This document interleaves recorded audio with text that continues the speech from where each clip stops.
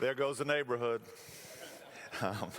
So I'm glad to be here. I got to chair the meeting with the guys in the program yesterday. We had a blast. It was a lot of fun. I'm thankful to be here. I got married down the street. My wife's right there, Tina. And so we've taken in a lot of kids over. We have 7 of our own kids. We say we missed that birth control section in the Bible. Oh, it's not in there. So anyway, again, I'm thankful to be here. Got to visit Tina's 94-year-old mom last night. And, our school, Chicago Hope Academy, is modeled on Brentwood Academy. So we're like a more soulful version of Brentwood Academy.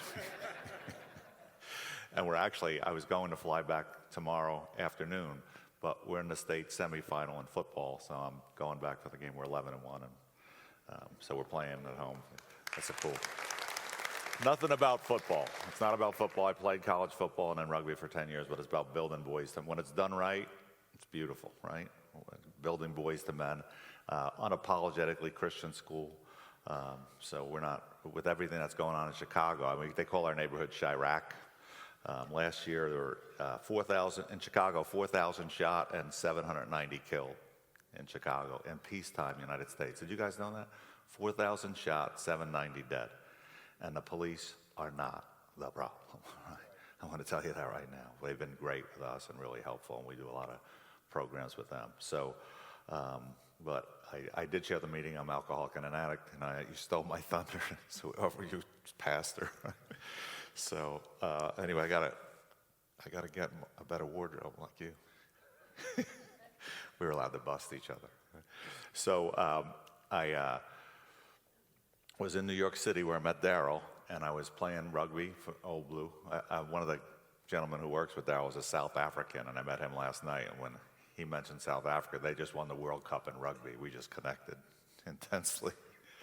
So I was working with him there. I went to, my father died when I was 19 years old, and I played football. I was captain of the team, played football and basketball. Remember when you played all 3, football, basketball, baseball, before everyone thought they were all that and had to specialize in just soccer. You know? So I had a lot of fun doing that. Went to all-boys Catholic school. Heard the gospel there, but I wasn't paying attention. You know, so there were some great, I went to a school called Marist, the Marist brothers, these men dedicated to Jesus. They might have had some errant theology on Mary, said the rosary, but whatever, you know, they're following Jesus. I don't think that's going to ruin their salvation. So I grew up in like 30 minutes from New York City, so I ended up at Columbia University in New York, and I didn't even know it was the Ivy League, right? But I got recruited to play, and I was on that powerful 4-5-1 team my senior year, which at Columbia is good. Look, it's hard to win when your whole school looks like Woody Allen, right?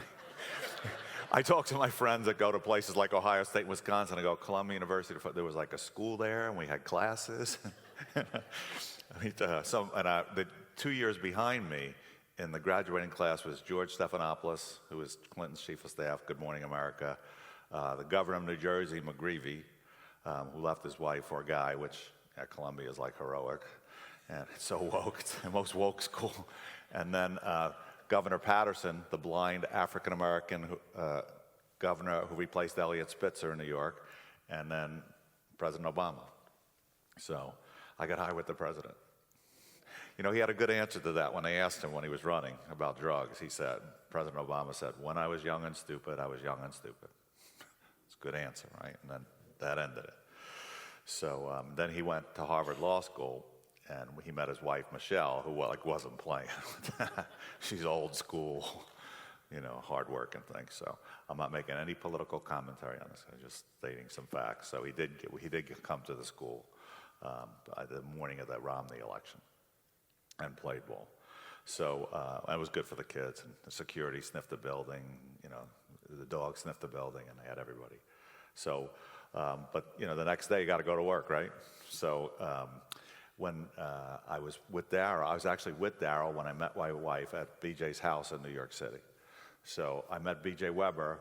I was playing rugby, getting high on the sideline. The beautiful thing about rugby, does anybody know much about it? It's football with no pads, right?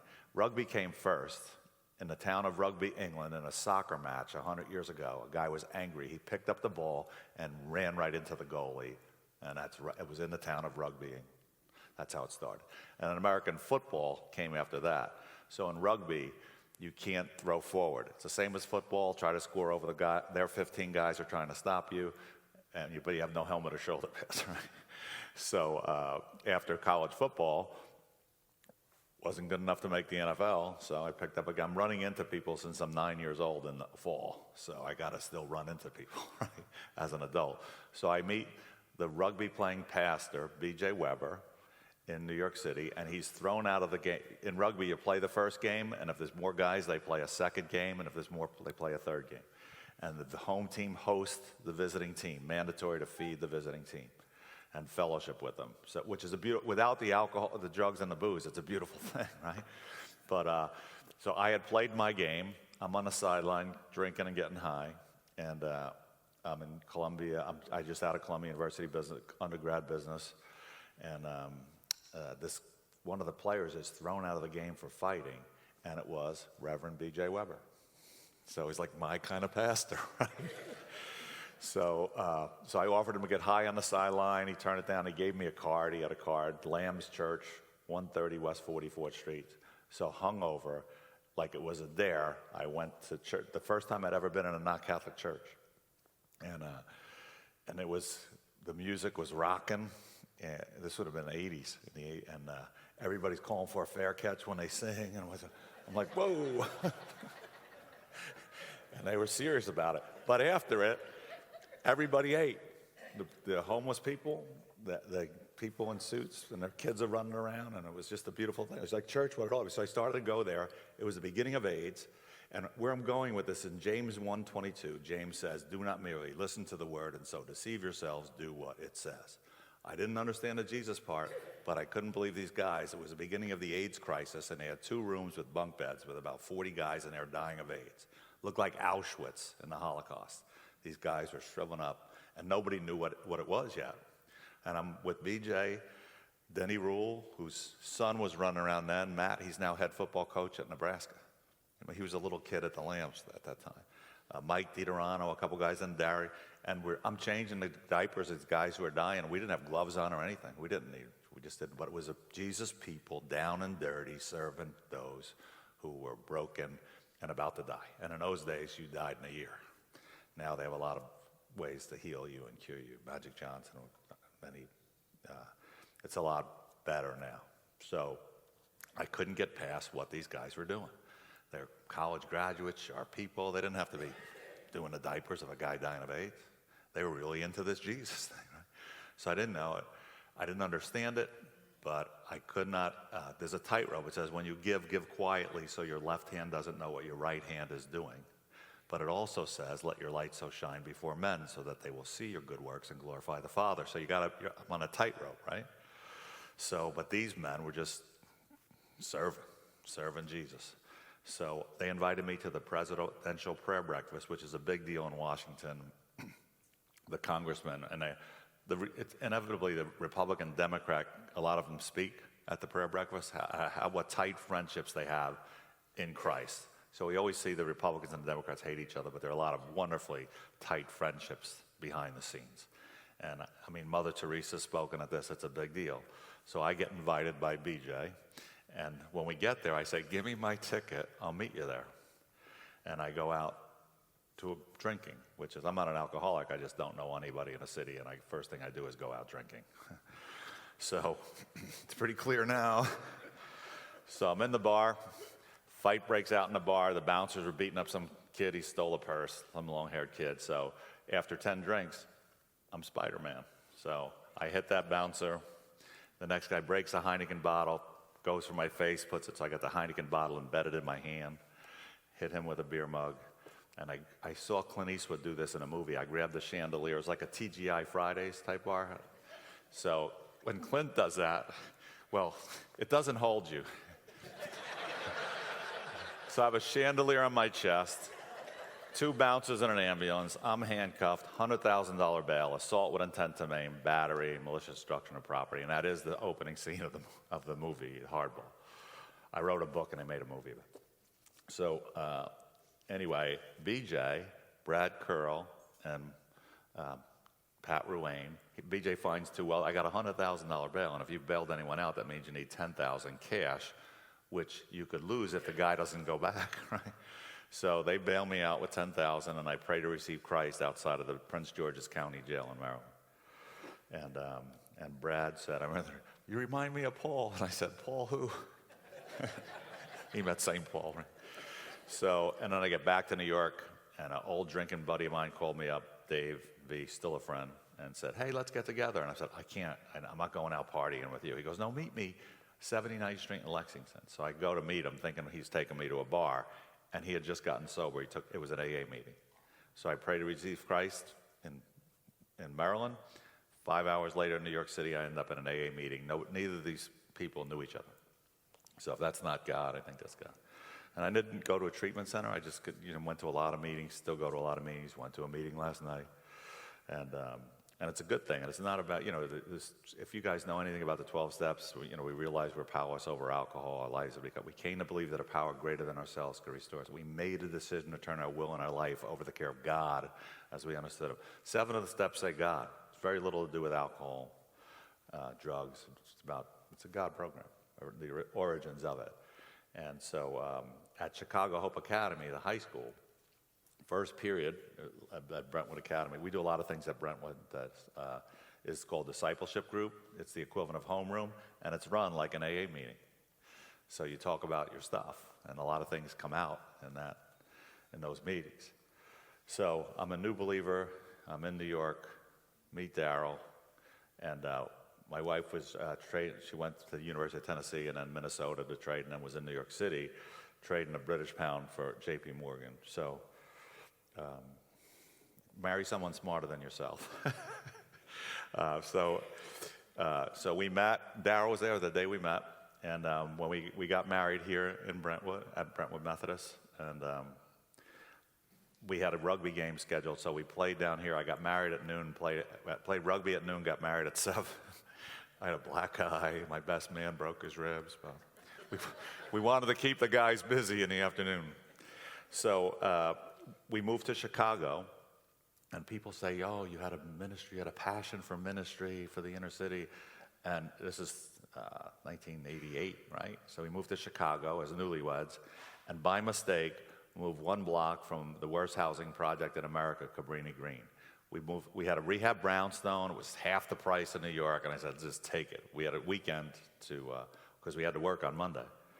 So that night I'm hearing pop, pop, pop, and I'm thinking, wow, this must be a patriotic neighborhood lighting off fire. It wasn't even Memorial Day yet. And I went running the next morning, and the cops pulled me over, and I'm jogging, and I come around the corner. It's like, whoa, like this 40 18-story housing project buildings. They had grates on them, almost like a prison, right? And I said, they pulled me over. I go, "What's the problem? I'm from New York. I just moved here." And I go, "This is Cabrini." They used a couple other words. "What are you doing here?" So we end up staying, and I started having a catch with the following year. There was a ball field on the corner with 2 diamonds. I started having a catch with some boys. I bought them baseball gloves, and Tina rounded up some equipment, and I had 8 boys. Al Carter era, and I said, "Put these flyers up. Little League tryouts Saturday at 10. So I gave them Scotch tape, and they taped them to the telephone poles, put up about 40 flyers, and I'm hoping we get 7 more boys. We're going to have a team. And that Saturday morning, 300 boys and girls show up. So now I got a tiger by the tail, right? So it's myself, Tina, Paul O'Connor. We only had like 5 of us, right?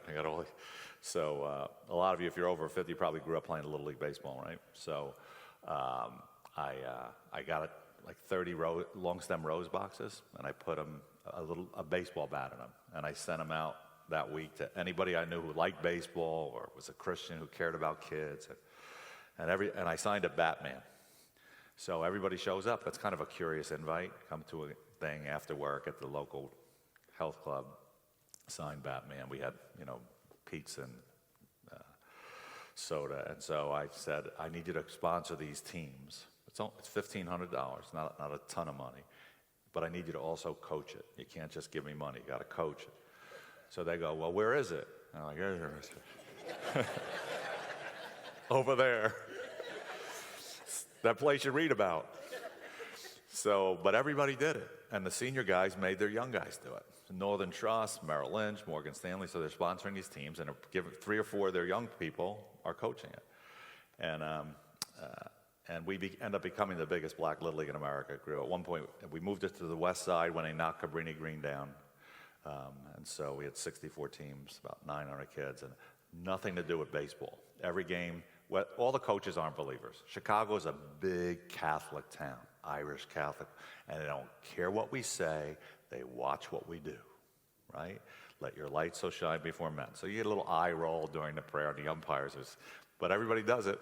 And I tell you, that's why we've had a lot of the players, buried boys in a Little League uniform. In the movie, this character G-Baby is killed, but it's Brian Dixon. One of my coaches played baseball at Boston College. He's an orthopedic surgeon now. But he'd come out in his scrubs. I mean, guys are into it. We bought the boy a new Brian Dixon a bicycle for his birthday, and then 2 weeks later they killed him for his bike. For a bike, he wouldn't give up his bike. So that's how crazy the insanity, right? Repetition of same actions, expecting different results. So anyway, the league grew, but people say, yeah, this great vision. No, we moved to the wrong neighborhood by mistake. That's what happened. And then we stayed, right?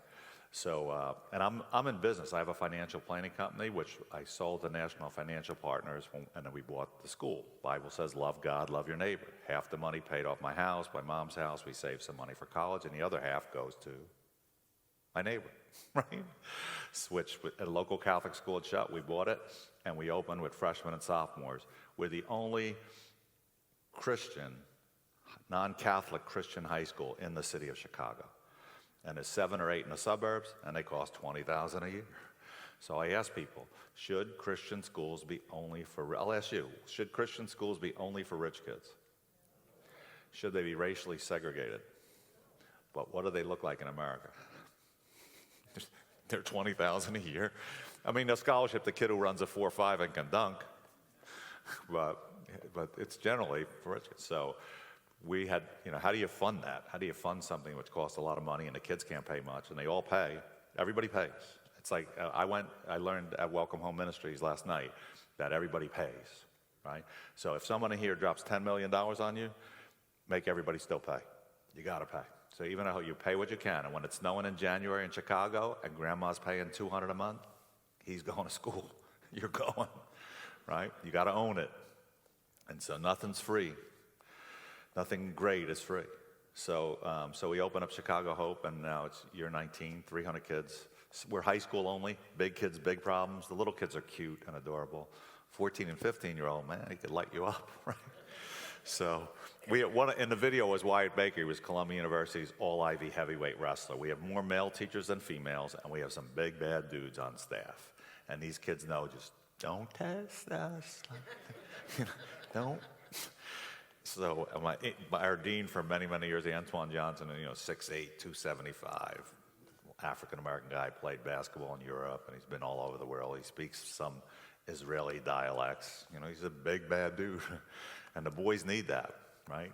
Because we have a lot of, most of our families are not two-parent households.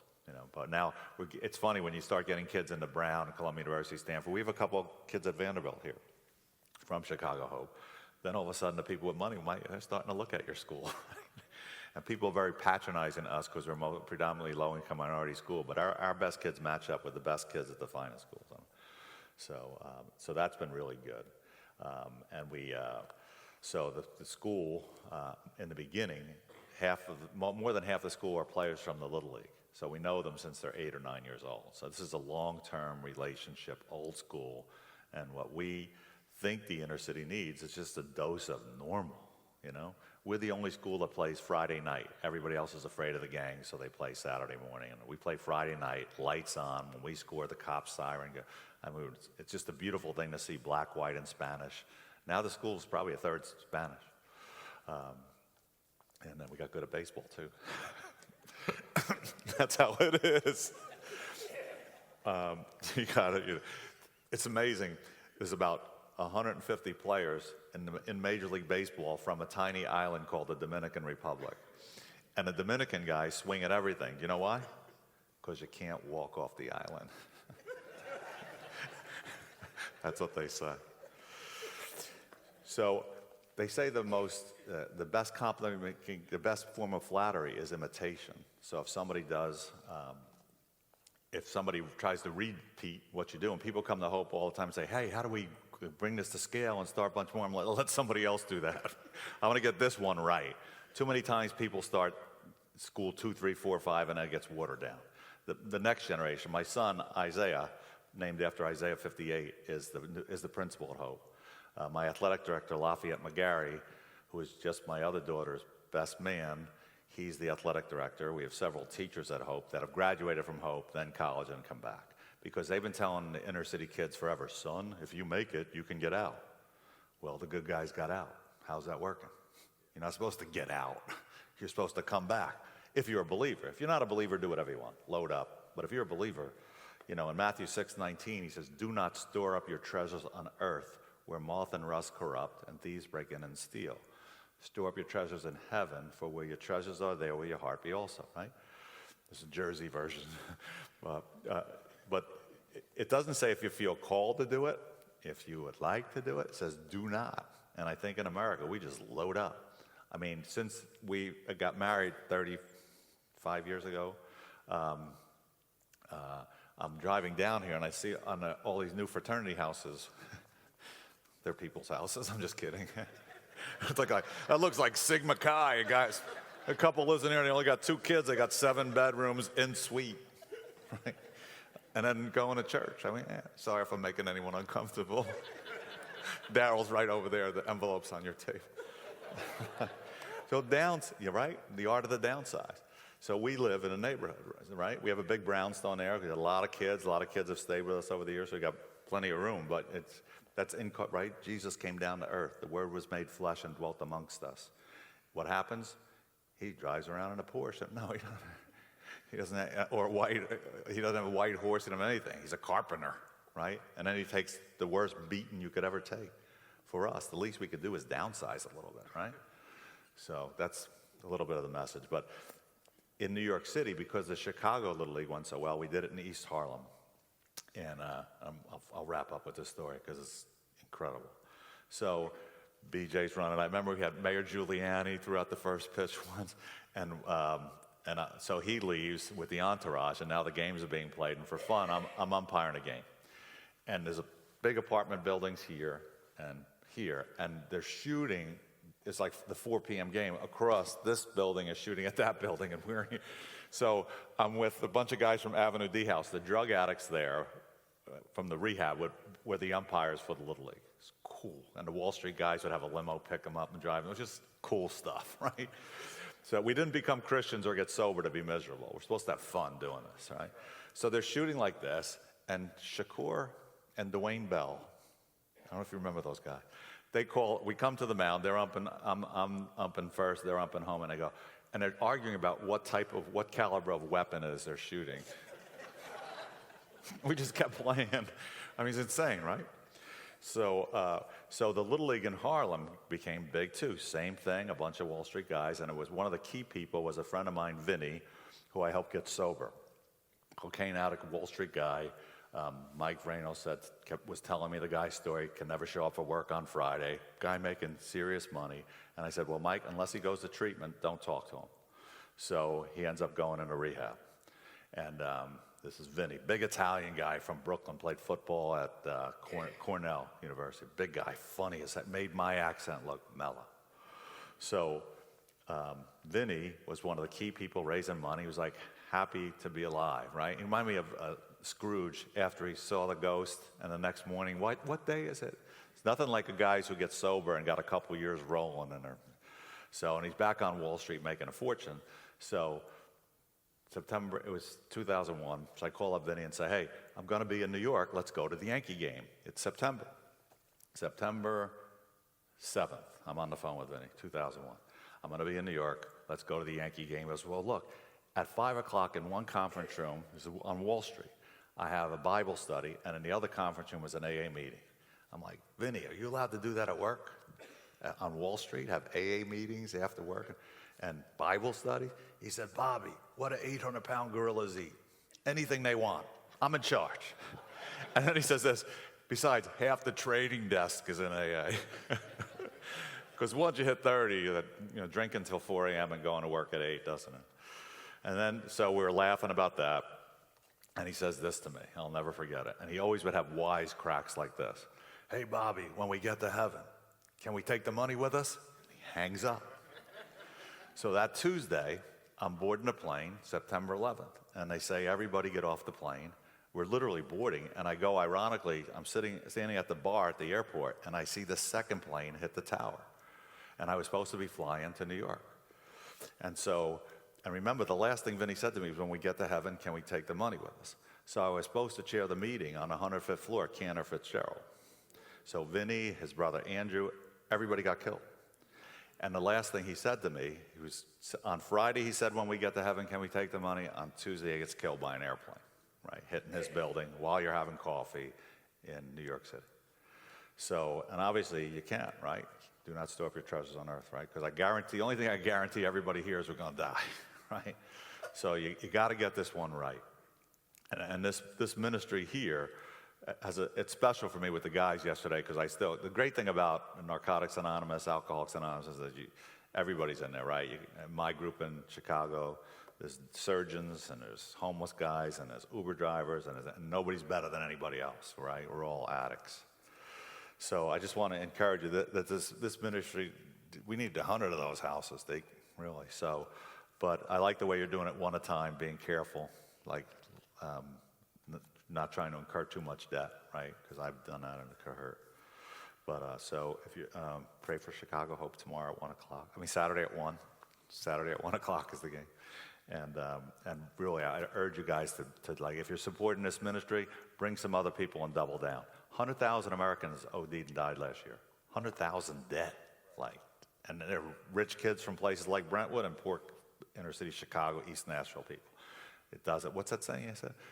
It doesn't know any, it's an equal opportunity disease, right? So, yeah, and bring some other people to it. And I'd also encourage you to go down there and bring your kids there, right?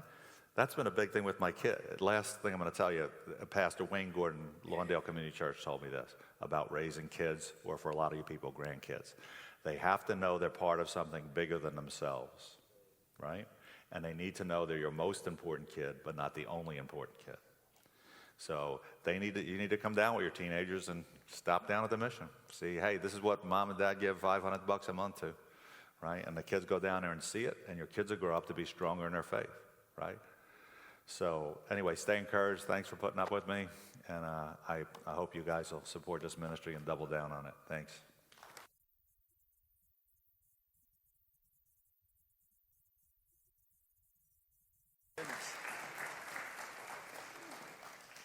I'm really boring after hearing Bob, right?